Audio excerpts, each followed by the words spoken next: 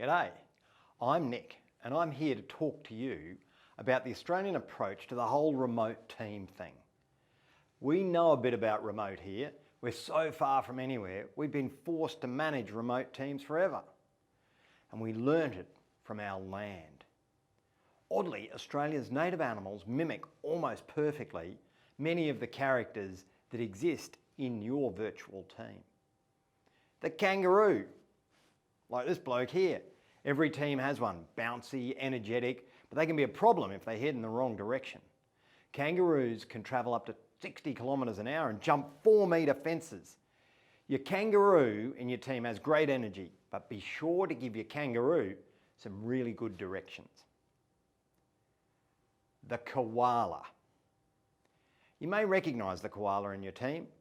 Looks nice, but be careful. Looks can be deceiving. Koalas are incredibly aggressive when roused. Back a few years ago, a couple of blokes broke into a zoo wanting to steal a koala. Koala scratched them to pieces. So the blokes took a crocodile instead. So the koala in your team can be incredibly helpful, but you need to manage them very carefully. Here's the wombat. One of the wombat's key defence mechanism is its toughened backside. It's mostly made of cartilage. When threatened, the wombat dives into the tunnel, blocks the entrance with its rump. You may see this in some of your virtual co-workers. It's easy to avoid conflict in a virtual team. The wombat in your team will just disengage, maybe a week or two before you even realise it. The Gala. The word Gala in Australia has become synonymous, big word, with larrikin, someone who likes to have a bit of fun. Galas are a brilliant addition to any virtual team. Bring energy, a sense of joy. They can make everyone's day a bit brighter. But the Gala is also incredibly useful. The bird is one of the best at dispersing seeds. That's because of their feeding pattern and their long distance flying.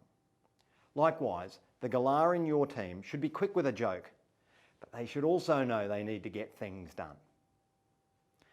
And then finally, the platypus, the unique one in your virtual team. An egg-laying mammal with the beak of a duck and tail of a beaver. Where'd that come from? The platypus is skittish in real life. Similarly, in your team, you may have someone who is unique, doesn't quite fit in, but they can add great value. You need to take extra care with them, especially at these times. So I hope that's been helpful. In Australia, it used to be that when people said, "I'm working from home," that was a euphemism for, "I'm going to the..." But we know now that you can have super productive remote teams. You just need to lead them well. No worries.